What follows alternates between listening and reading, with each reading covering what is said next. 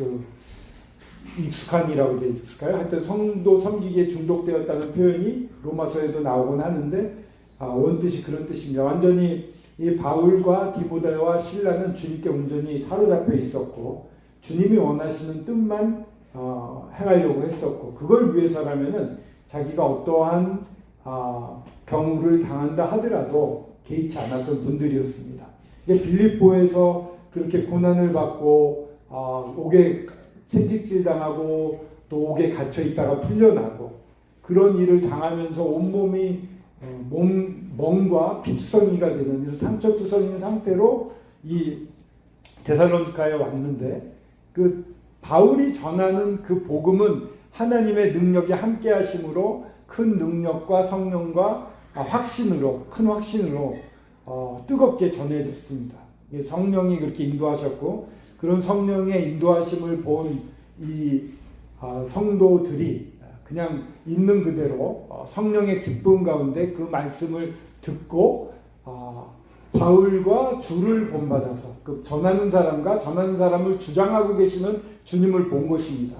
그래서 결국은 이 사람들이 그 사랑 가운데 변화를 입어서 담대하게 많은 핍박 가운데 여기 죽은 사람도 있는 것 같습니다. 재림에 대해 걱정하는 거 보면 핍박 때문에 죽는 일이 있어도 흔들리지 않고 그 주님을 향한 사랑과 그 진리를 순종해서 그래서 우상에서 돌아와 살아계신 하나님을 섬기며 이것이 진정한 본이 되었기 때문에 그 동네에 살았던 아가야뿐만 아니라 저 위에 마게도냐 지역까지 그 그리스 일대에 전부 소문이 퍼지는 그런 데까지 나아가는 본이 되어서 정말 이 사람들처럼 살기를 원한다고 말하는 바울의 권면이 있을 정도로 자랑거리가 됐습니다. 이게 성령이 하시는 일이 그런 것 같습니다. 먼저 사람이 준비되어야 됩니다. 우리들도 성령에게 충만함을 받고 성령의 뜻대로 살 수 있는 사람들입니다. 그래서 주님이 저희들을 주장하시고 온전히 내어드리고 나를 거룩하게 분별하면서 주님이 기뻐하시는데 나를 내어드립니다. 믿음이라는 것은 믿음이 좋다고 하는 것은 강한 사람이 되는 것이 아니라는 말씀을 드렸습니다. 뭔가 더 잘 정하고 실행력도 좋고 남들한테 잘 권하고 이런 게 믿음이 좋은 사람의 모습이라고 우리는 착각하기 쉬운데 사실은 진정 개인적으로 봤을 때 믿음이 좋다고 하는 것은 하나님을 더 많이 의지할 수 있는 사람인 것입니다. 내 생각이나 내 의지나 이런 것을 내려놓고 이 순간에 주님이 뭐를 원하시는가를 제대로 들을 수 있는 사람. 그리고 내가 너무 약하다는 걸 알기 때문에 뭘 하려고 하는 게 아니라 주님 도와주십시오. 어떻게 하면 좋겠습니까? 말씀해 주십시오. 보여주십시오. 하고 주님께 매달리는 사람입니다. 그러니까 주님이 보여주신 거는 목숨 다해 하는 거죠. 그냥. 그런 사람이 믿음이 좋은 사람이지 뭔가 강하고 세 보이고 이런 거는 아닌 것 같습니다.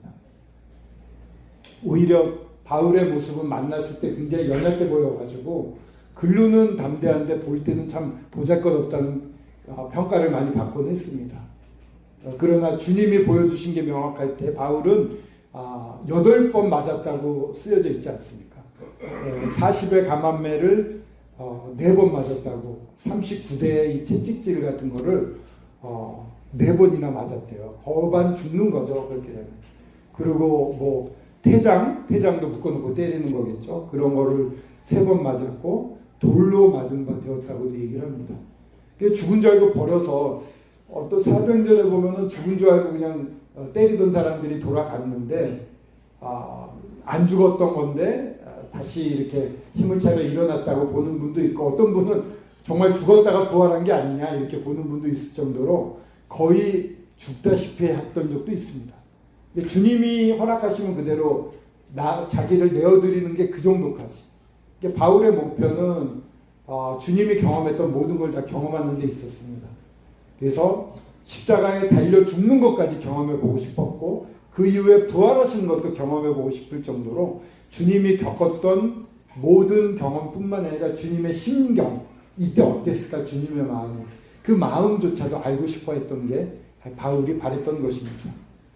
그래서 그런 뜨거운 사랑을 가지고 나타났는데 바울의 마음은 성령의 우리가 1장에 보면 성령의 나타남과 어떻게 복음이 전해졌는지를 잘 볼 수가 있고 2장에는 저희들이 살펴본 대로 바울이 가졌던 자세, 유모와 같이, 어머니와 같이, 아버지와 같이 그런 어떤 자세로 일을 했느냐를 볼 수가 있습니다.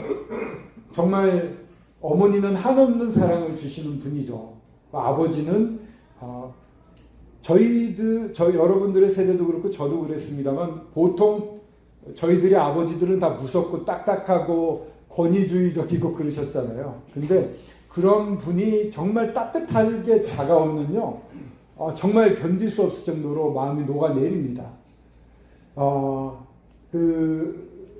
2000년도에 일본에 가서 한 3개월 생활을 했는데 꼭 예를 들면 일본 얘기밖에 안 해서 죄송합니다만 그때 이제 일본에서는 풀타임 워커 전심 사역자가 전국 모임에 한 20명밖에 없습니다. 그냥 모임에서 전심 사역하는 분들은 전심 사역자라고 안 세우고 전국을 돌아다니는 분들을 전심 사역자라고 이렇게 부르거든요.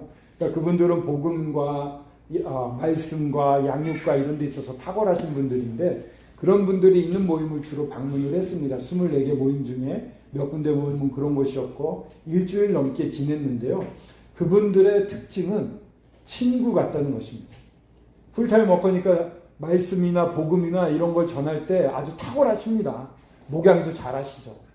근데 그분들이 교제를 하잖아요. 친구 같아요. 저보다 60세가 많으신 분이었는데 그분이 운전하면서 어딘가 이렇게 가고 60세는 너무 심했네요. 40세 정도가 굉장히 연로하셨어요. 그때도. 근데 그분이 운전하면서 먼 길을 복음을 전하러 가는데 그냥 젊은 친구랑 얘기하는 것 같았어요. 되게 신선했고 새로운 걸 늘 발견해냈고 저를 가르치려거나 누르려고 하진 않았어요. 제 얘기를 끝까지 경청해 주시고 그런 자세, 그게 사랑이 아닌가 싶어요. 주님이 보여주시는 사랑. 주님은 각 사람을 세우고 싶어 하거든요. 이 사람이 어떻게 성장할 수 있을까를 늘 생각하시는 분이에요. 가장 합당하게, 어떨 때는 필요하면 주시기도 하고 어떨 때는 안 주시기도 해요. 왜냐하면 그 사람에게 더 맞는 방법을 아시니까 그렇게 대하시는데 주님은 각 사람을 대하십니다. 그래서 획일적으로 이렇게 하는 거야 왜 안 해? 이건 아닌 것 같아요. 어떻게 보면 물론 이제 기본적인 성경의 가르침 그대로 따라야 되고 그것이 안 될 때 강단에서도 말씀을 할 수 있지만 가장 좋은 것은 각각 개별적인 교제를 통해서 못 따라오시는 분들을 이게 오늘 나옵니다. 마음이 약한 사람이라든가 게으른 사람이라든가 이런 데 나오는데 각 사람에게 필요한 것을 말씀하시기를 원하시는 주님이고 각각을 세우시기를 원하시는 주님이신 것을 바울의 삶을 통해서 잘 보여줍니다. 아버지처럼 어머니처럼 정말 따뜻하게 그런 어마어마하게 외부에서 볼 때 큰 분이 저한테 너무 진솔하고 따뜻하게 대해주면요. 와 정말 아버지가 이렇게 따뜻한 아버지가 있었으면 얼마나 좋을까 이런 생각을 확 느끼게 돼요. 아버지 뻘 되시는 분이 정말 사랑으로 대해주시면서 저의 아주 부끄러운 고백을 해도 그것을 나무라지 않고 다른 얘기로 이렇게 합니다. 그런 아버지 정말 친근하고 따뜻한 아버지처럼 아이들의 수준에 맞춘 엄마처럼 이렇게 돌보시는 것이 주님의 마음이고 그런 바울의 모습을 보므로 이 복음을 전할 때 성령을 통해서 말씀을 전할 때 어떤 자세로 전해야 되는가를 좀 살펴볼 수가 있었고요. 3장에서는 지난번에도 말씀을 드렸지만은 이 디모데를 소개할 때 그리스도의 우리 형제 곧 그리스도의 복음을 전하는 하나님의 일꾼인 디모데를 보내노니 이렇게 얘기를 하고 있습니다. 이 하나님의 일꾼, 동역 일꾼이란 뜻인데 정말 감사한 것은 주님은 저희들을 전부 하나님의 일에 동역 일꾼으로 삼으셨다는 것입니다. 어떤 사본에서는 이 동역 일꾼을 그냥 하나님의 동역 일꾼이라고 쓰지 않고 그냥 하나님의 종으로 쓰는 사람도 있고 우리들의 동역 일꾼 이렇게 쓰는 경우도 있다고 해요. 왜냐하면 하나님의 하시는 일을 어떻게 사람이 감히 똑같이 하고 디모데를 그렇게 높은 데 앉혀놓을 수 있느냐 이런 의견 그런 생각들이 있었던 것이죠. 근데 당당하게 말합니다. 하나님의 일꾼인 디모데 저희들에게도 똑같이 너희는 나의 동역자다. 나와 함께 일하자라고 초청하고 계신 겁니다. 그래서 그 하는 일에 대해서 살펴보았을 때 바로 밑에 절에 나오는 3장 2절 굳건하게 하고 믿음에 대해서 위로하고 환난 중에 흔들리지 않게 하는 것. 이것을 이제 디모데가 이 데살로니가 교회에 가서 바울이 떠난 다음에 걱정이 되는 교회에 가서 이와 같은 일을 한 겁니다. 믿음이 굳건하게 되는 것, 기초적인 구원의 진리라든가 이런 데서 흔들리지 않고 너희 믿음, 저희들의 믿음이라는 것은 이제 좀 더 성화되는 과정도 포함이 되겠습니다만은 주님이 다시 오실 것, 주님이 살아계시는 것, 내가 죽었다 죽음으로 주님과 함께 죽음으로 완전히 죄가 사여지고 완전히 죄가 없는 가운데 주님과 부활해서 주님의 생명으로 지금 살고 있는 것, 그리고 주님 다시 오시는 그 소망, 진짜 우리의 삶은 거기에 있는 것. 다음 세계, 죽은 다음에 오는 세계가 어쩌면 저희들에게는 진짜 세계일 수 있습니다. 주님과 얼굴을 마주대고 사는 휘황찬란한 영광 가운데 있는 삶, 이런 믿음에 대해서 위로를 하는 겁니다. 우리의 소망은 구원의 투구를 썼다고 그랬는데요. 이 소망의 투구라고도 하죠. 주님이 다시 오신다는 소망이 그리스도인에게 없으면 사실 가장 불쌍한 사람일 겁니다. 아니면 대강 살고 있는 사람이던가 그냥 넉넉하게 웬만큼 즐기고 사니까 주님의 오심이 그렇게 크게 안 느껴질 수도 있다고 생각이 됩니다. 근데 진짜 주님과 순종하고 살면 고난이 많거든요. 다 못 누리는 것도 많거든요. 왜냐하면은 억지로 하는 게 아니라 주님이 원하신 거 하다 보면은 자기는 만족스러워도 남이 볼 때는 굉장히 고생한다고 볼 수가 있거든요. 근데 이렇게 이 땅에서 어떻게 보면 비참하게 사는데 주님이 다시 오셔서 그것을 눈물을 닦아주시고 위로하고 네가 나의 마음을 정말 잘 알았구나. 천년왕국 때 너는 더 많은 고울을 다스려라 라고 말할 수 있는. 왜? 주님의 마음과 우리 마음이 똑같으니까. 그러니까 주님이 내가 이렇게 이러면 똑같이 이렇게 이해할 수 있는 사람이 되어 있으니까. 근데 그렇게 못 살 수 있어요, 이 땅에서. 아까 4장에 보면은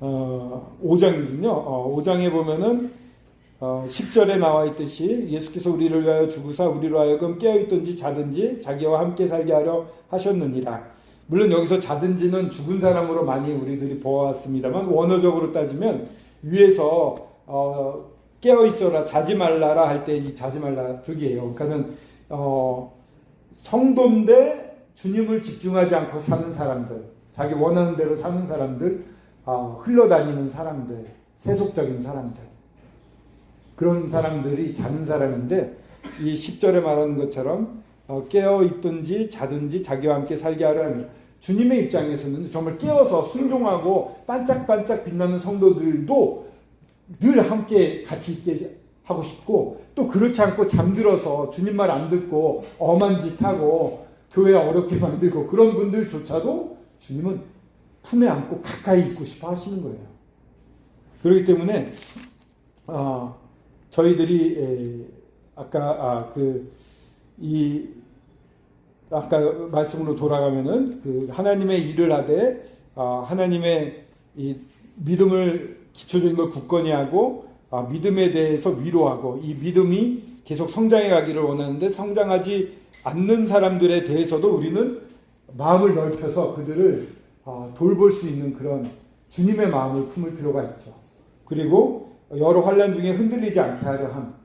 이것도 이제 연약한 사람은 더 많이 흔들리겠지만 그래도 주님 안에서 괴로워하는 사람들은 주님을 사랑하고 깨어있는 사람들이 많이 힘들어합니다. 그런 사람들을 붙잡아 줘야죠. 그러니까는 좀 섞여서 죄송합니다. 일단 이 3장에서 나왔던 하나님의 일꾼으로 저희들을 부르셨고, 하나님의 일은 이렇게 쉽게 보면은 이런 기초적인 믿음을 굳게 해주고, 어떠한 이 주님이 다시 오심에 관련된 우리가 가진 이 믿음을 위로해줘서 미래를 바라보게 하고, 그래서 더 기쁨을 누릴 수 있게 해주고, 그리고 환난 중에 흔들리지 않는, 고난이 옵니다. 미 합참의장이 한국은 며칠 내라도 전쟁이 일어날 수 있는 나라다 이런 얘기를 어젠가 인터뷰에 했다고 하더라고요. 지금 북한이 550km짜리 미사일 쐈는데 지금 미국의 가장 큰 전략무기 중에 하나인 핵잠수함이 부산에 들어와 있잖아요. 그거 우리 딱 맞출 수 있어. 이거 과시하는 거거든요. 그러니까 김정은이 약간 헷가닥하면은 눌러버리면 한국에서 핵전쟁이 안 일어난다는 보장이 없습니다.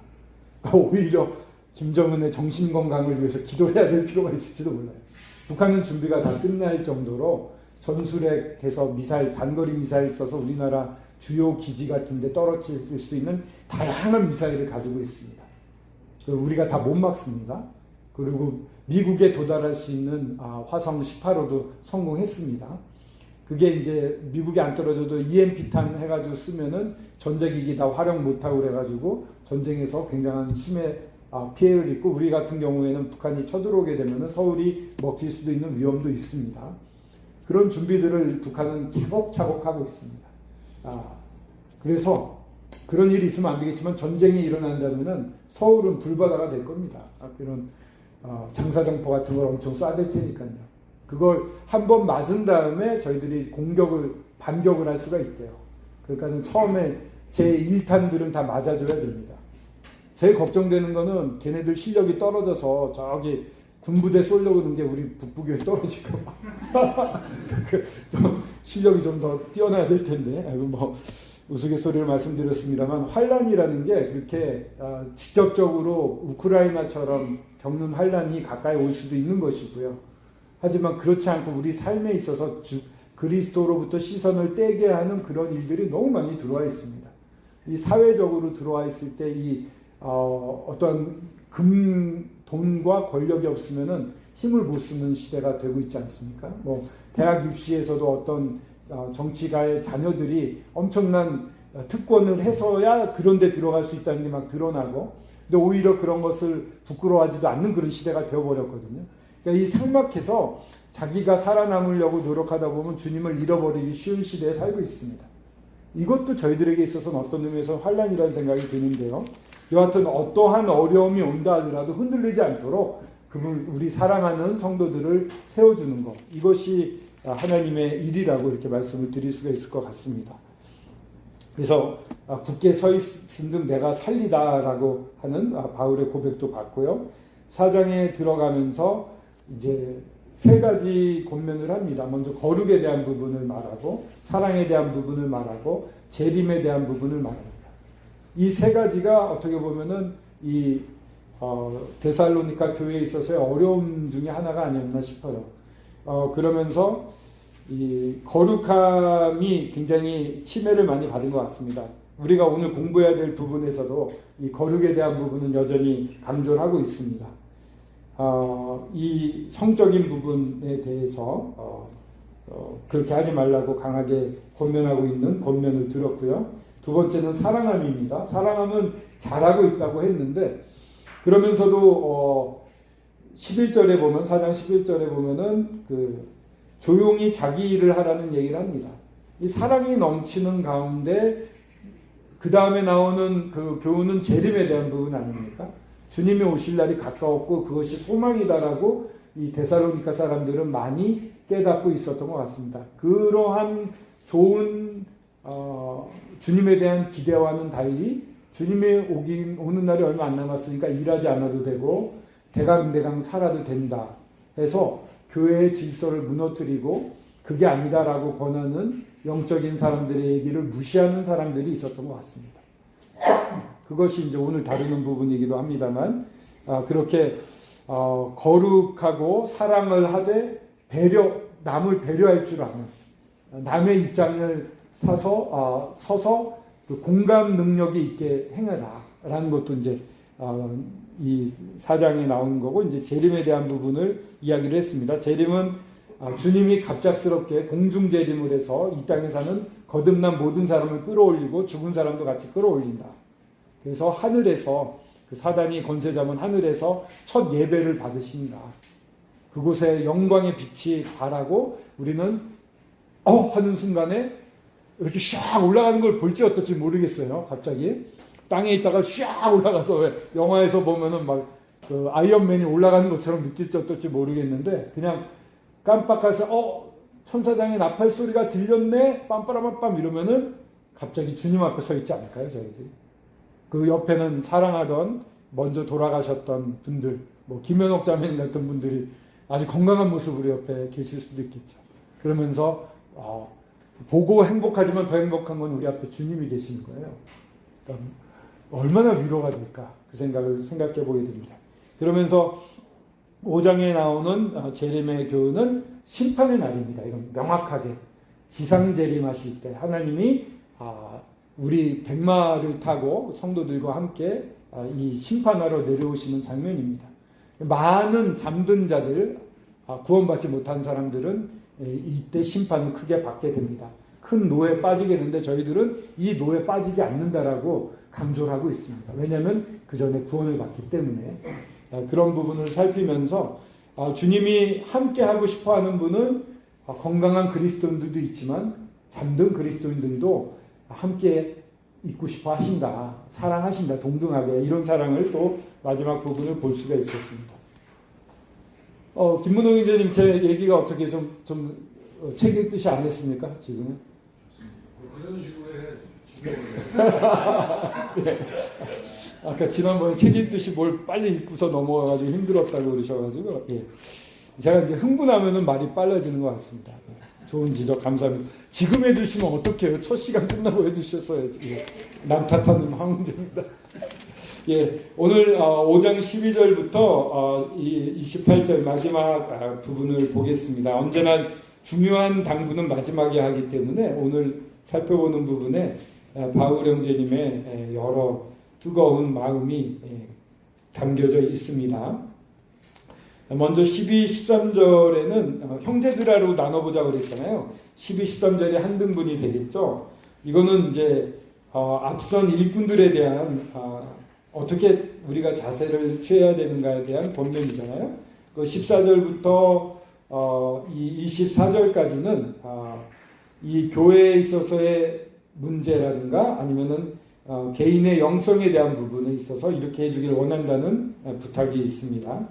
그리고 마지막에는 이제 실질적인 당부들이 나옵니다. 25절부터 28절은요. 이렇게 세 개로 크게 나눠서 볼 때 12, 13절을 보겠습니다. 12, 13절을 한번 읽어주시겠습니까?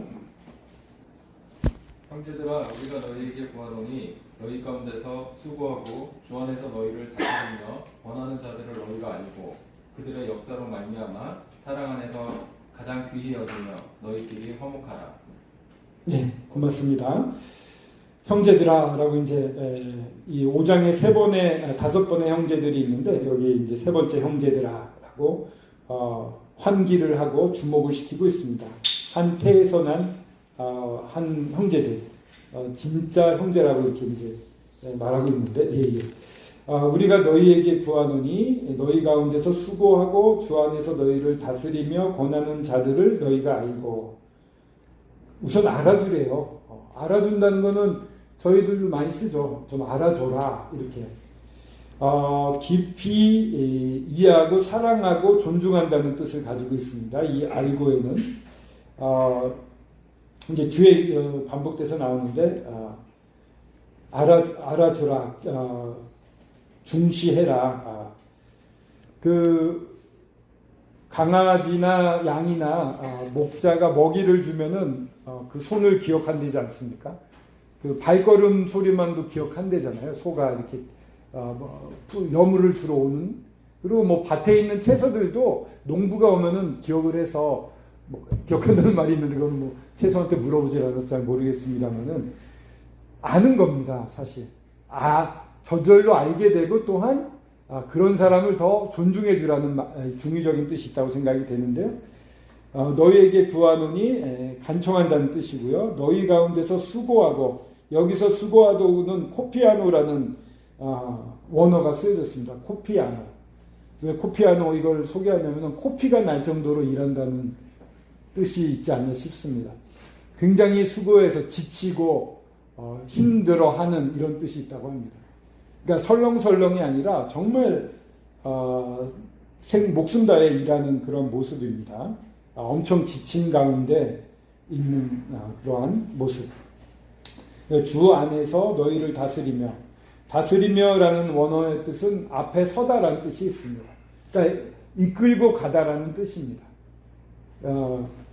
그리고 뭐 치리아 이렇게 리딩하다. 그러니까 주 안에서 다스린다라는 말에 조금 주목해야 될 것은 주님 안에서 주님의 뜻으로 다스린다는 뜻입니다. 그러니까 내 의사로 하는 게 아니라 주님이 명확하게 보여주신 것을 보고 주님의 마음으로 사랑 가운데 이끌고 가는 것입니다.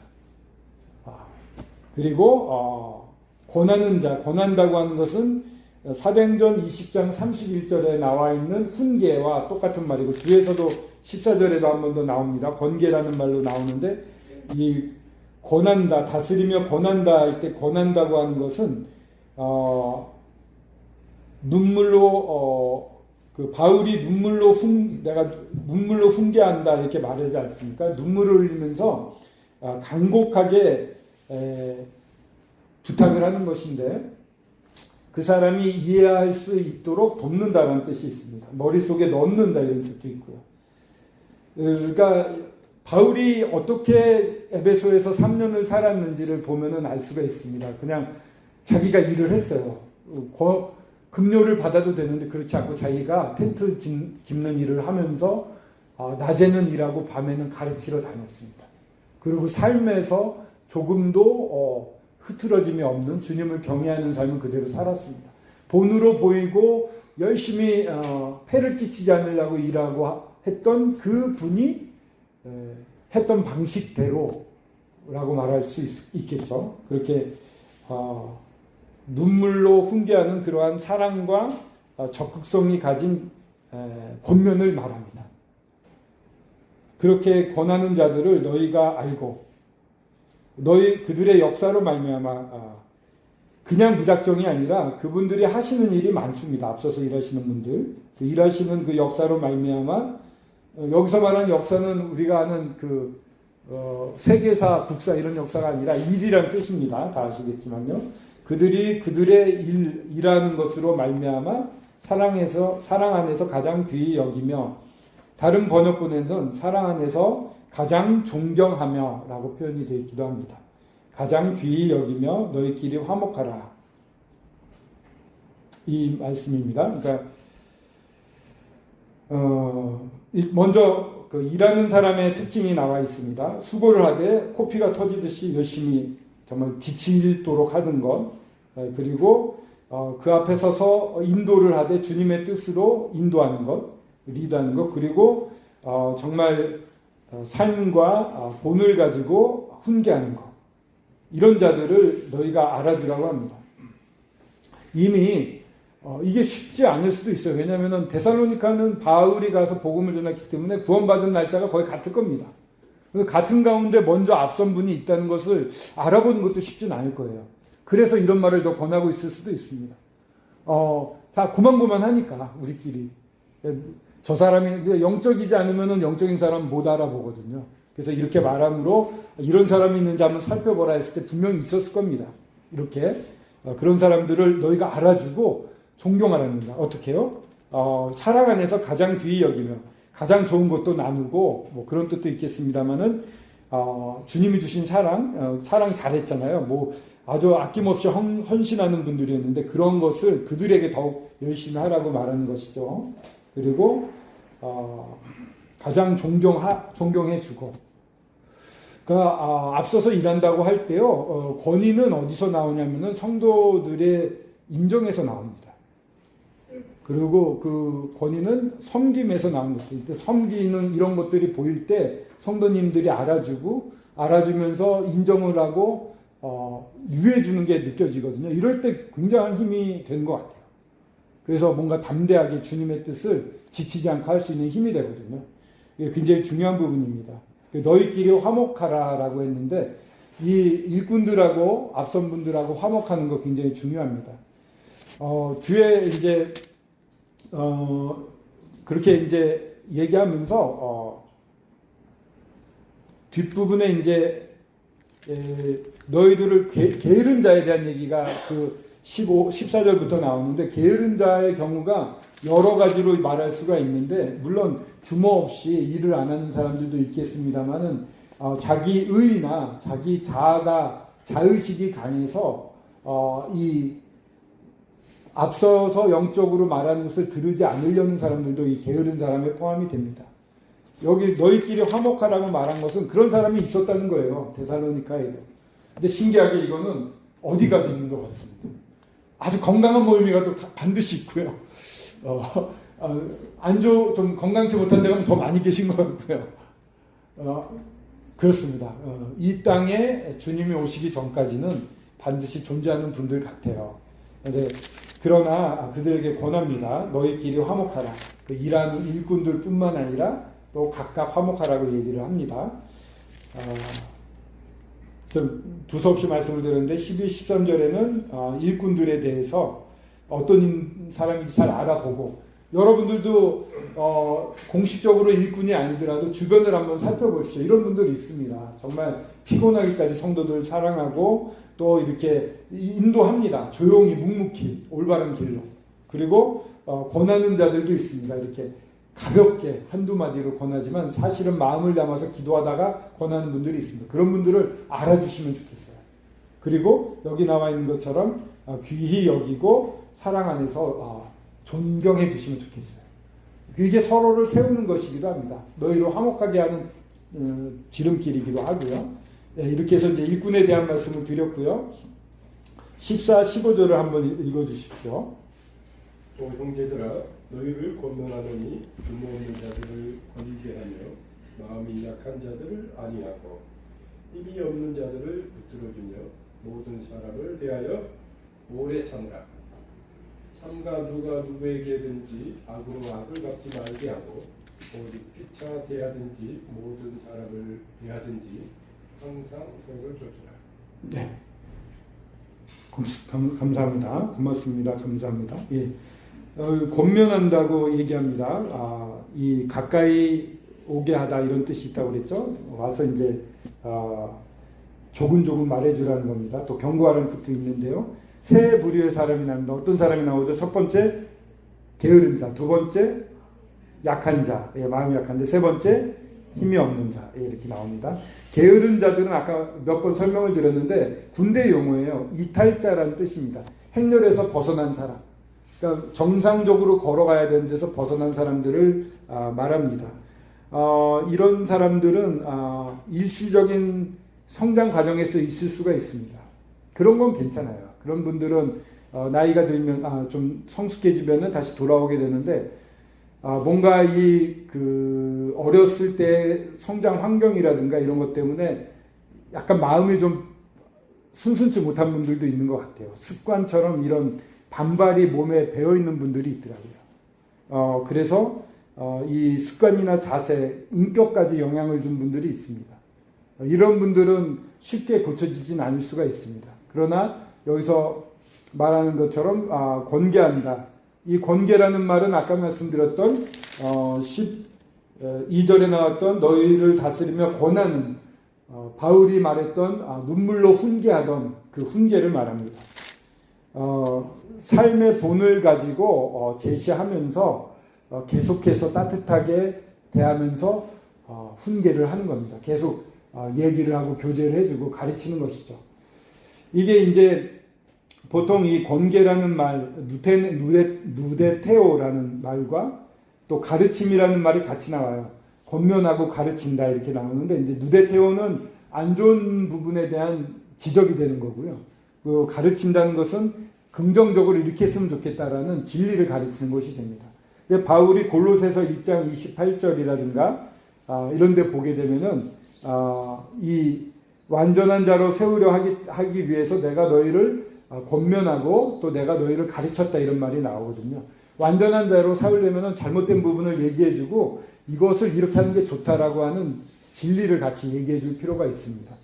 그래서 이 게으른 자들에게 대해서 지금 살펴보고 있는데, 이렇게 일시적으로 그런 반발을 할 수도 있고, 또한 자세가 그렇게 된 분들도 있는데, 그런 분들에게 꾸준히 권계를 함으로 바로잡아주는 게 필요하고요. 마음이 약한 자들이라고 하는 것은 작은 마음이 약한 자의 원어는 작은이라는 뜻과 영혼이 합쳐진 작은 영혼이라는 뜻으로 썼대요. 그러니까는 뭔가 이렇게 여유가 없는 사람들이 있습니다. 이렇게 뭔가 걱정이 많고 그런 사람들을 말합니다. 그런 분들에게도 사랑으로 격려를 해줄 필요가 있다고 말씀을 하십니다. 그러니까 반대죠. 게으른 사람들은 좀 뻔뻔한 사람들이에요. 그냥 하고 싶은 대로 하는 사람이고, 이 마음이 약한 사람들은 너무 신경을 많이 쓰고 남을 많이 이렇게 눈치를 보고, 그리고 자신감이 없는 사람들일 것입니다. 그런 사람들에 대해서 계속해서 격려를 하라고 말하고 있습니다. 그리고 힘이 없는 자들은 쉽게 말하면은 죄를 짓지 않을 힘이 없는 자들이라고 말해줘도 되겠습니다. 뭔가 이렇게 유혹되기 쉽고 흐름에 빨리 떠내려가기 쉬운 사람들, 이런 사람들을 힘이 없는 사람이라고 할 수 있는데, 가서 정확한 진리를 가지고 붙들어줄 필요가 있습니다. 그리고 마지막에 나오는 이 부분이 저는 제일 이 부분하고 15절이 굉장히 좋은데, 모든 사람에게 오래 참으라. 오래 참으라. 억지로 참으려고 어쩔 수 없어서 참는 게 아니라 아예 처음부터 오래 참을 준비를 하십시오. 마음에. 예수님이 엄청 참으시잖아요. 이 밑에 나오지만은 부르시니는 미쁘시니 저가 또한 이루시리라 이러잖아요. 주님이 긴 기간, 우리가 삶을 마감할 때까지 우리를 꾸준히 변화시켜 가시거든요. 얼마나 우라통이 터지시겠어요. 사람으로 따지자면. 그런 오래 참음이 가능한 사람이 됐어요. 저희들이 주님의 그 마음으로 살 수 있게 되었기 때문에. 주님처럼은 안 되더라도 먼저 선제적으로 참겠다는 마음을 가지십시오. 참아야 될 때 참는 게 아니라 참겠다. 그러면서 15절에 나와 있는 것처럼 누가 누구에게든지 악으로 악을 갚게 하지 말고, 악이라는 말은 이 사단이나 귀신에 대한 부분을 쓸 때 쓰여지는 말로 정말 악하다라는 뜻을 가지고 있는데, 이 악한 것이 나오는데 이게 성도라 하더라도 그 사람이 넘어지거나 사단의 어떠한 도구로 쓰임을 받을 수도 있겠죠. 그래서 내한테 왔을 때 이 악은 정말 아픈 악이 돼요. 치를 떨 정도로 힘들어요. 근데 어떻게 했습니까? 악으로 악을 갚게 말지 하라고 삼가라는 말을 했거든요. 이게 굉장히 진지하게 말하고 있습니다. 다시 한번 스스로 생각해봐라. 악을 악으로 갚지 마라. 어떻게요?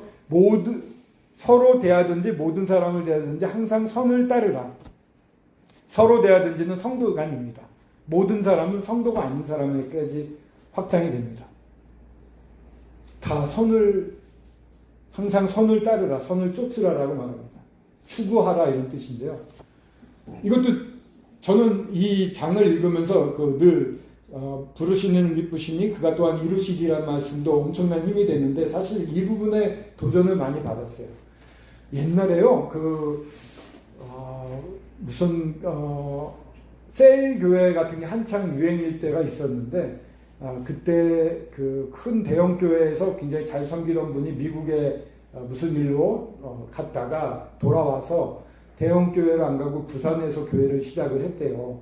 근데 그분이 어떻게 했냐면은 한 가정이랑 정말 철저하게 제자의 삶을 살았대요.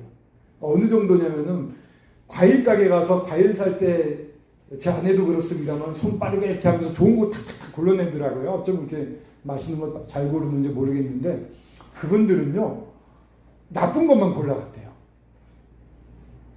먹기 좀 안 좋아진 것들만. 그러니까 자꾸 그런 것만 사니까 나중에 그 과일 주인이 도대체 왜 이러세요? 이렇게 물어보더래요. 그래서 저희는 주님을 믿는 사람들인데 유익을 위해서 이렇게 합니다. 그래서 너무 감동을 받아서 그런 사람이 더해지고 복음 듣고 구원받고, 그런 식으로 한 가정 한 가정 이렇게 늘어났는데, 순식간에 많은 가정이 늘어났고, 교회 건강 수치 6가지를 따지는 게 있는데 거의 만점에 가까운 교회가 나왔대요. 그 복음이 명확한 교회인데, 그러니까 여기 보면은 항상 선을 따르라라는 게 이런 게 아닌가 싶은 생각이 들었어요. 저희 악을 악으로 갚는 건 너무 쉽습니다. 다 그렇게 하고 있고요. 그리스도인들도 그렇게 해요, 사실. 못 견디더라고요. 근데 아까 말씀드린 대로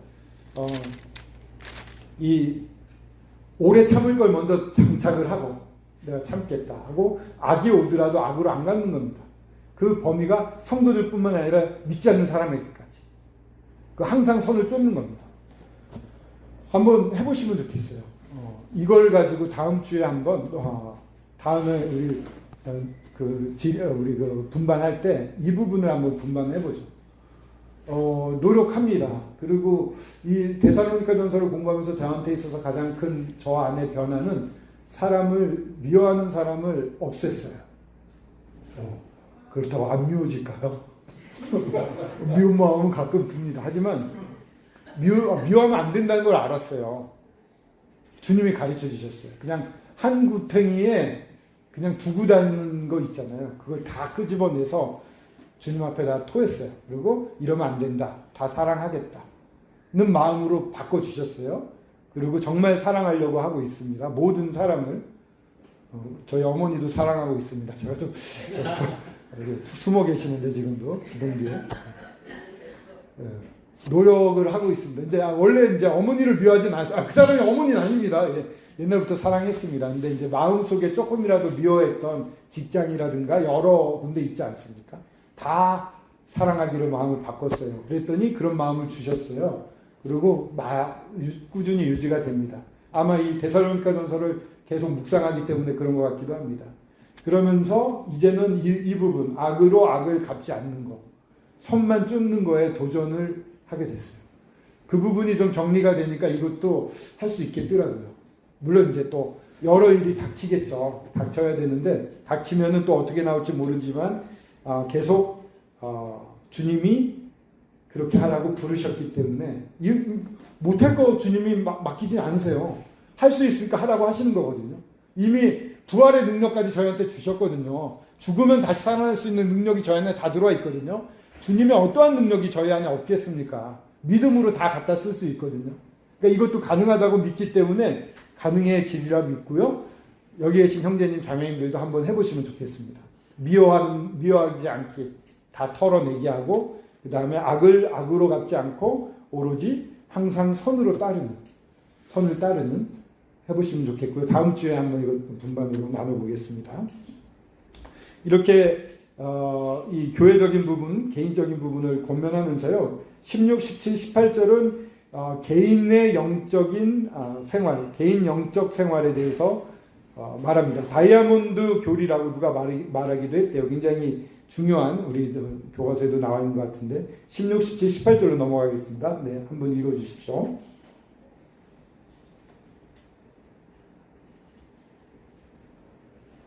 항상 기뻐하라. 쉬지 말고 기도하라. 범사에 감사하라. 이것이 그리스도 예수 안에서 너희를 향하신 하나님의 뜻이니라. 네, 감사합니다. 항상 기뻐하라. 항상 기뻐하라. 쉬지 말고 기도하라. 범사에 감사하라. 이것이 그리스도 예수 안에 너희를 향하신 하나님의 뜻이다. 그리스도 예수 안에 없으면 못하는 겁니다. 우리가 그리스도 예수 안에 있어야 됩니다. 그래서 좀 가끔 살다 보면 늘 그리스도 예수 안에 있으면 얼마나 좋겠습니까? 항상 쉬지 말고 기도하라가 뭐 계속 아무것도 하지 말고 기도하라는 뜻이 아니라는 거 다 알고 계시죠? 항상 은혜의 보좌 가까이 있으라는 얘기입니다. 항상 여쭈라는 얘기거든요. 때마다 그리스도 예수 안에 늘 있지 못합니다. 깜빡 있다가 깜빡 정신이 들어요. 내가 지금 주님을 좀 멀리하고 있구나. 이럴 때 이제 그리스도 안에서 기도하시면 좋겠습니다. 그런 주님 안에 있을 때만 이 일들이 가능해지는 거라는 거 다시 한번 말씀드리고요. 그리스도 안에서 너희를 향하신 저희에게 정말 바라시는 하나님의 기뻐하시는 뜻이라는 말입니다. 하나님의 뜻이라고 할 때 기뻐하시는 뜻 뭐냐? 항상 기뻐하라. 항상 기뻐할 수 있습니까? 이거 되게 어려운 건데요. 이 기뻐하라라는 말이 어디에 나왔냐면은 예수님이 부활하신 다음에 마리아에게 뭐라고 그러죠? 마리아가 막 울면서 막 그냥 예수님 찾으니까 예수님이 부활하신 다음에 아버지께 올라가야 되는데 전 그렇게 거기 분별하는데요.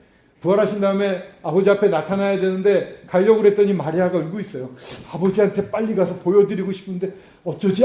마리아가 울고 있네. 어떻게 했습니까? 마리아 앞에 나타나셨다고 저는 보거든요. 그렇게 이제 마리아가 자기를 사랑하는 성도를 그렇게 사랑하신다는 생각이 듭니다. 그래서 제일 먼저 뭐라고 그러시죠? 마리아 보고 평안하뇨 이러잖아요. 이게 그때 주님이 말했던 평안하뇨랑 똑같은 말이 이 기뻐하라입니다. 그러니까 주님이 마리아한테 기뻐하라라고 말하는 거예요. 그래서 항상 기뻐하라, 항상 평안하라, 항상 기뻐하라. 주님이 말씀하신 거예요. 기쁜가? 기뻐하고 있습니까? 라고 물어보시는 거예요. 주님 안에 있을 때 살아계신 부활하신 주님이 내 앞에 계시다라고 생각하면은 항상 기뻐할 수 있다고 생각이 돼요. 부활하신 주님과 함께 있다는 사실이 놀라운 겁니다. 이거는 꾸며낸 얘기가 아니라 정말 부활하신 주님이 저랑 항상 함께 하십니다. 그분이 저한테 말을 겁니다. 지금 기뻐하니? 라고. 그런 분이 저와 함께 있다면 어떤 상황에서도 기뻐할 수 있다고 생각이 됩니다.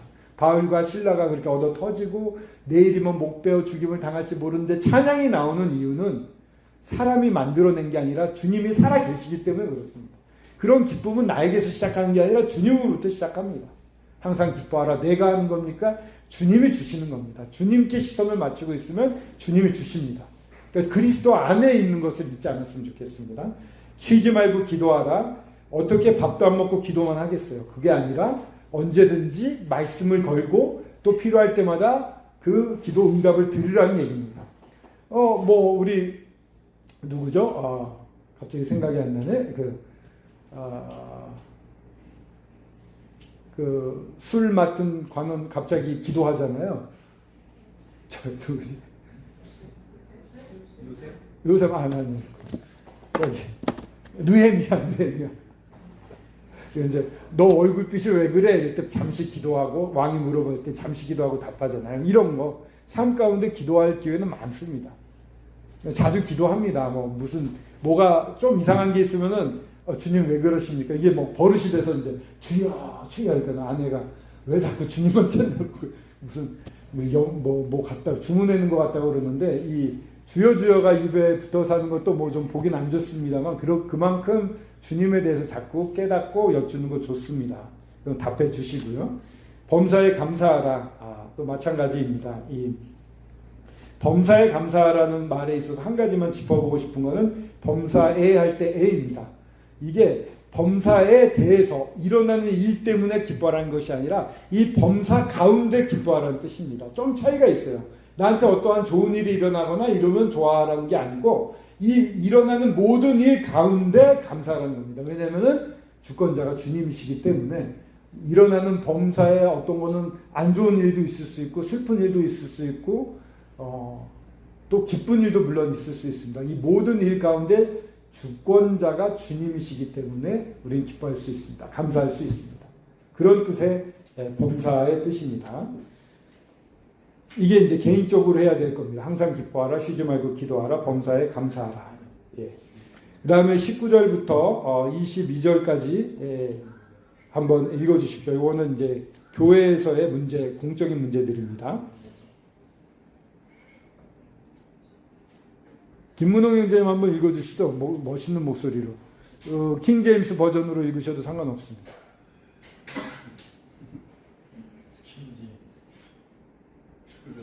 네. 성령의 불길을 끄지 마라. 대언하는 것은 멸시하지 마라. 모든 것을 시험해보고 선한 것을 굳게 붙들라. 22절까지요. 모든 모양의 악을 삼가라. 예, 감사합니다.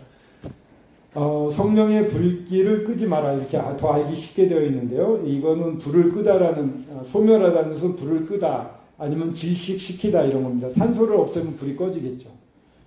그런 이 교회적인 부분으로 여기는 교훈을 하고 있습니다. 성령을 소멸하는 이유 중에 여러 가지가 있겠습니다만은 예를 들면은 의식적인 지성주의, 의식적 뭔가 이렇게 너무 식에 사로잡혀 가지고 너무 지적인 것만 따져 가지고 어떠한 생존감도 없는 아주 예전에 무슨 장로교라든가 이런 데서 오는 느낌, 율법주의적인 그런 것들로도 성령이 소멸할 수가 있고요. 또 하나는 감정주의라고 할까요? 이렇게 오순절처럼 막 감정을 갖다 자극하는 것 이런 것 양쪽 다 성령을 소멸하는 일이 됩니다. 스스로에게 있어서도 성령을 소멸할 수가 있는데 주님이 원하시는 게 있어요. 그거 안 하잖아요. 그럼 성령이 소멸됩니다. 많이 경험해 보시죠. 뭔가 이렇게 좋은 생각이 들고 순종하기를 원하는 게 느껴졌어요. 그렇잖아요. 자매님들도 형제님들도 느껴졌는데 안 하잖아요. 그럼 그 기쁨이라든가 이 힘이 없어져요. 그 축 처져요. 그 짜증나고. 성령의 소멸입니다. 성령에 대해서는 갈라디아서 5장 17절에 보면 육체의 소욕이 성령을 거스린다라고 해서 이 육신에서 나온 것이 성령을 거스리게 합니다. 사람 인간적인 생각, 육신이 원하는 것들, 세상적인 것들은 성령을 거스리게 합니다. 그리고 또 성령을 근심케도 합니다. 에베소서 4장 30절에 보면은 그 어떠한 이 영적인 예배라든가 이런 말씀이라든가 이런 것에 대해서 적극적으로 하지 않게 되면은 성령이 근심을 하십니다. 그리고 이제 성령 모독도 있는데요. 이건 마태복음 12장 24절에서 32절까지 나왔던 건데 이 그 바리새인들이나 이런 사람들이 예수 그리스도에 대해서 사탄이 이런 짓을 하고 있다는 식으로 예수님이 하신 사역이라든가 예수님의 보좌라든가 이런 것들을 마치 사단이 한 것처럼 욕을 보였어요. 그렇게 말을 했어요. 모욕을 했어요. 이거는 성령 모독이라고, 성령을 모독한다 이렇게 말할 수가 있는데 이건 배도의 죄가 굉장히 무서운 죄입니다. 이런 것들은 이제 저지르면 안 되는데 이렇게 성령과 관련돼서 성령을 거스릴 수가 있습니다. 몸에서 나오는 1차적인 반응들은 성령을 거스르는 게 많아요. 저희들은 어떤 일이 딱 닥치면은 먼저 몸이 원하는 걸 하고 싶어 해요. 그 사람의 지혜가 확 돕니다. 요건 요렇게 처리하면 되는데 요거 성령 거스릴 수 있어요.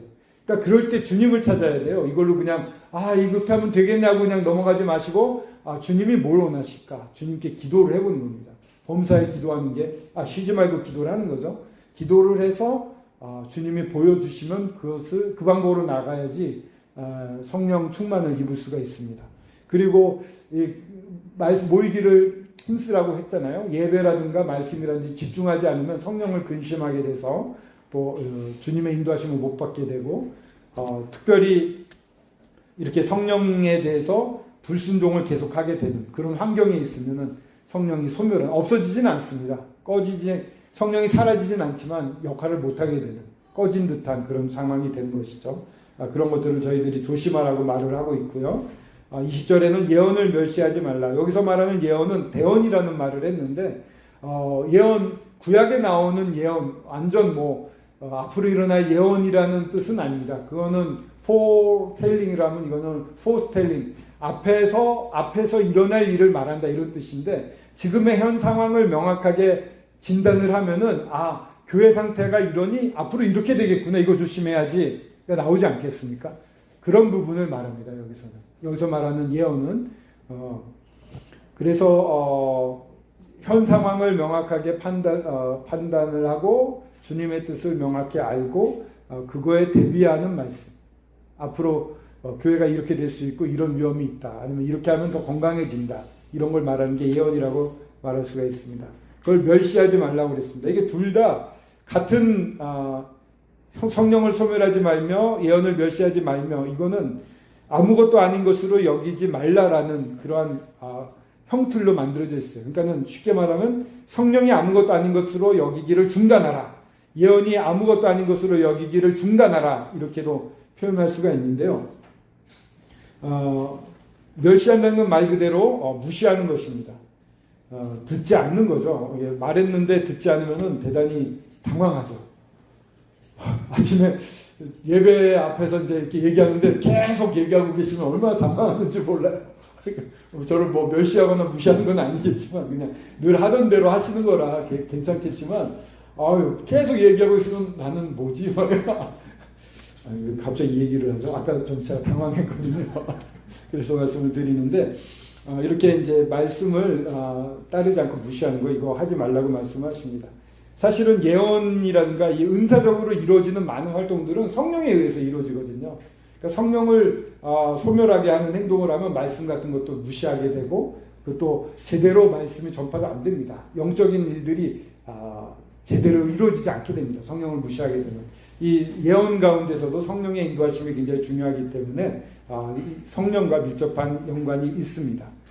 그리고 범사해야 하려 좋은 것을 취하고 할 때 특별히 앞에 나와 있는 예언에 대한 것도 말을 하고 있습니다. 이 모든 일을 갖다가 다 체크해 봐야 돼요. 이게 다 옳은 건 아니거든요, 사실. 교회에서 일어나는 모든 일도 다 옳은 건 아닐 수가 있습니다. 이것이 정말 성령에 의해서 제대로 이루어지는가를 체크해 보라고 하는 것입니다. 그렇기 때문에 22절에 악은 어떤 모양이로 버리라. 성경에서 말하는 명확한 악이 있잖아요. 그거는 확실하게 버려버려야 됩니다. 확실하게 버려버려야 됩니다. 좀 애매하고 이게 영적인 것 같기도 하고 아닌 것 같기도 하고 이런 건 좀 체크해 보실 필요가 있습니다. 그리고 영적인 것으로 보여졌을 때는 적극적으로 취하셔야 됩니다. 그렇게 이 부분을 저는 분별을 했습니다. 악은 어떤 모양이라도 버리라. 미워하거나 이런 건 있을 수가 없어요. 형제를 미워하는 자는 살인하는 자다 이랬는데 저희들이 살인을 대놓고 할 수 없지 않습니까? 이건 악입니다. 명확하게. 버려야 됩니다. 회개해야 됩니다.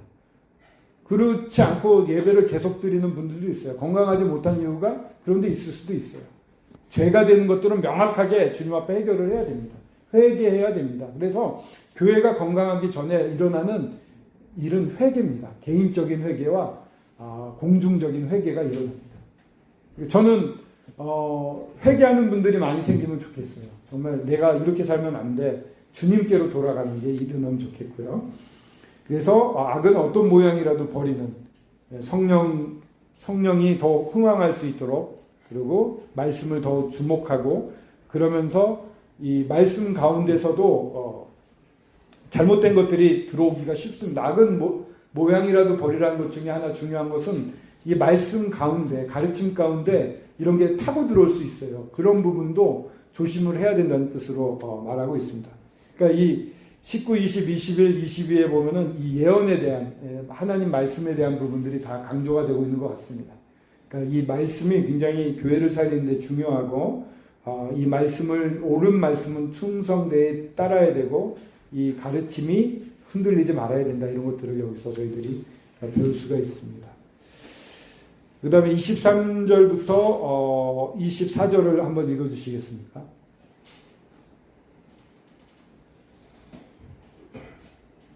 정강의 하나님이 깊이 너희를 온전히 거룩하게 하시고 또 너희의 온 영과 혼과 몸이 우리 주 예수 그리스도께서 강림하실 때에 흠없게 보존되기를 원하노라.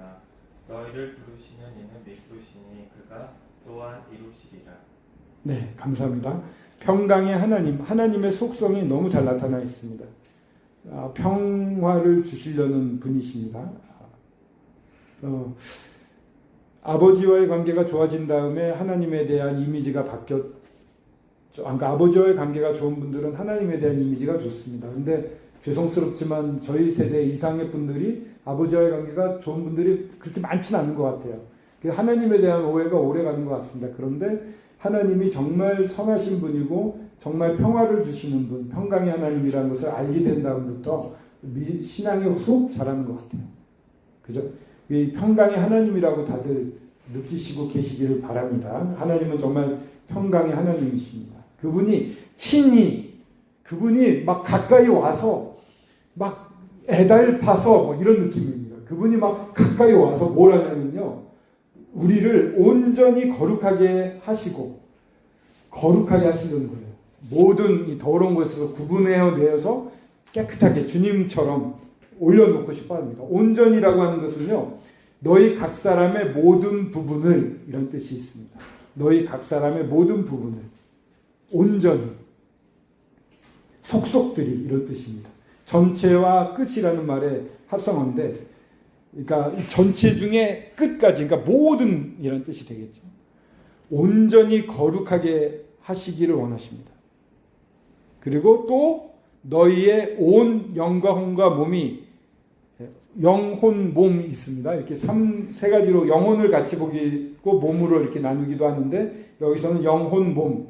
예수님도 이 각각 내 영혼을 아버지 손에 의탁하나이다 해서 혼이라는 말을 쓰셨고 영이라는 말을 쓰셨고요. 내 마음이 심히 번민하여 죽게 되었습니다 할 때 여기는 이 혼에 대해서 원어가 쓰여졌습니다. 푸시케라는. 그리고 나를 위해서 예비한 한 몸이라고 했을 때 이 소마 몸이라는 걸 썼습니다. 그러니까 주님도 직접 이 여기서 나온 영혼 몸이라는 말을 각각 사용을 다 하셨거든요. 그러니까 주님도 그렇게 나눠서 말씀하셨기 때문에 저희 그대로 사용을 합니다. 영, 혼, 몸은 그렇게 황제는 이렇게 영과 혼과 몸으로 이루어져 있습니다. 근데 이 각각도요 다 온이란 말 너희의 온이라고 돼 있잖아요. 각각도 다 완전한 수치까지 되기를 원하시는 거예요. 그 거룩한 상태, 온전한 상태로 되기를 원하신다는 거죠. 예수 그리스도가 강림하실 때 흠없게 온 영과 혼과 몸이 흠없게 보존되기를 원하십니다. 온전히 거룩하게 하시고 영혼 몸이 다 흠없게 되게 보존되기를 원하세요. 너무 이거 벅차요. 이렇게 하려고 그러면은 뭐 율법주의에 빠져가지고 뭐 하지 말고 뭐 해야 되고 이거 다 적어놓고 해야 되는 거 아닙니까? 그렇지 않다는 거죠. 누누이 말씀드리지만 24절에 너희를 부르시는 이는 미쁘시니 그가 또한 이루시리라. 그가 또한 주님이 부르신 분이 정말 믿음직한 분이에요. 그분이 다 이렇게 이루어 가신다는 겁니다. 그분이 하신다는 거예요. 아까도 말씀드렸지만은 깨어있는 자나 안 깨어있는 사람 다 주님 사랑해서 곁에 두고 싶어 하시는 그 은혜의 하나님이 그 사랑하는 마음으로 우리를 다루시겠다는 겁니다. 내가 내 힘으로 못한다고 막 절망하고 그러지 않고 주님 바라보고 실수해도 베드로에게 오신 예수님이 계시잖아요. 그런 것처럼 우리한테 다시 오셔서 또 말씀하시고 또 세우시고 그럴 거거든요. 이분한테 온전히 맡기고 자라날 수 있으면 좋겠습니다. 25절부터 28절까지 한번 읽어주시고 형제들아 우리를 위하여 기도하라. 거룩하게 입맞춤으로 모든 형제에게 문안하라. 내가 주를 힘입어 너희를 명하노니 모든 형제에게 이 편지를 읽어주라. 우리 주 예수 그리스도의 은혜가 너희에게 있을지어다. 예. 마지막에 형제들아라는 얘기가 나왔습니다. 우리를 위해 기도하라. 처음에 기도로 시작했고 중간에 기도 3장의 기도가 나오고 마지막에 또 기도에 대한 말을 합니다. 쉬지 말고 기도하라고도 하셨지만 여기서 우리를 위하여 기도하라. 기도로 삽니다. 저희 기도 생활을 한번 돌아볼 수 있으면 좋겠고요. 또 두 번째로 거룩하게 입맞춤으로 모든 형제에게 문안하라. 유대인의 인사법이긴 합니다. 뭐 이렇게 굉장히 존경하고 사랑한다는 뜻으로 가까이 입맞춤을 하는데 문화적으로 다르기 때문에 저희들이 그렇게 인사를 하면 좀 놀라야겠죠. 제가 장경덕 형제님한테 와서 입맞춤을 하면 여러분들이 아마 기절을 하실 겁니다. 예. 그런 정말 존중하고 사랑하는 마음으로 문안하고 인사를 나누고 가까이 하라는 뜻으로 말씀을 드리고요. 내가 주를 힘입어 너희를 명하노니 모든 형제에게 이 편지를 읽으라. 여기 내가라고 바울이 직접 내가라고 말한 거는 데살로니가에 3번밖에 안 나와요. 강조할 때 나오거든요. 굉장히 주를 힘입어 주님 안에서 굳게 명하노니 이런 뜻이 있습니다. 주를 힘입어 주님 안에서 굳게 너희에게 명한다. 강력한 명령의 부탁인데 명령에 가까운 부탁입니다. 이 편지를 읽어주라. 읽어주라는 말은 원어적으로 크게 읽으라는 뜻이 같이 있습니다. 그러니까 이거 성도들이 모였을 때 크게 읽어서 다 같이 듣고 순종할 수 있게 하라는 당부입니다. 그러니까 이 데살로니가 교회에게만 쓰여진 책이라고 하기보다는 마게도냐, 아가야 그리고 현재를 지금을 사는 저희들에게도 주님이 하고 싶었던 말씀인 것이죠. 모든 교회가 이것을 듣고 그대로 따를 필요가 있습니다. 마지막에 우리 주 예수 그리스도의 은혜가 너에게 있을지어다. 바울은 대부분의 인사를 이렇게 짤막하게 합니다. 그 키는 은혜에 있습니다. 언제나 이 데살로니가 전서로 전체를 흐르는 것은 은혜, 사랑과 은혜입니다. 사랑과 은혜가 바탕에 있고 성령의 역사가 일어나고 사람들이 일어나고 그런 일로 모든 본이 일어나고 아름다운 이러한 사랑들이 또 그 위에 펼쳐지고 이 맥을 잡고 흐르는 것은 은혜입니다. 그리스도의 은혜가 너에게 있을지어다라고 마지막에 얘기를 했는데 이 은혜는 지금까지 굽이쳐서 저희들한테 들어왔고요. 저희들을 채우고 있습니다. 이제 저희들이 이 은혜를 흘러내보낼 차례인 것 같습니다. 개개인이 흘러내보내고 그러다 보면은 이 흐름이 큰 줄기가 돼서 서울 북부교회를 통해서 놀랍게 흘러내리리라 생각이 됩니다. 주님 앞에 쓸 때는 교회가 전체 쓰지 않습니다. 그 주님 앞에 쓸 때는 개개인이 쓰거든요. 개개인이 씁니다. 지금 이렇게 해주셨던 여러 권면들은 교회가 해야 될 부분도 있지만 시작은 다 개인이 해야 되는 부분들입니다. 그래서 여기서 권했던 특별히 오래 참고 악으로 대하지 말고 선으로 쫓는 거, 항상 기뻐하고 쉬지 말고 기도하고 범사에 감사하는 이 삶이 저희들을 통해서 이루어져서 저희들이 주님 앞에 섰을 때 엄청난 칭찬받으시면 좋겠어요. 그리고 저희한테 영향받은 사람이 칭찬받는 것을 볼 수 있으면 좋겠습니다. 그 이상의 기쁨이 없을 거라고 믿고 데살로니가 전서 5장까지 같이 함께 말씀을 나눠주신 여러분들께 감사를 드립니다. 이것으로 마치고 분반을 갖도록 하겠습니다. 감사합니다.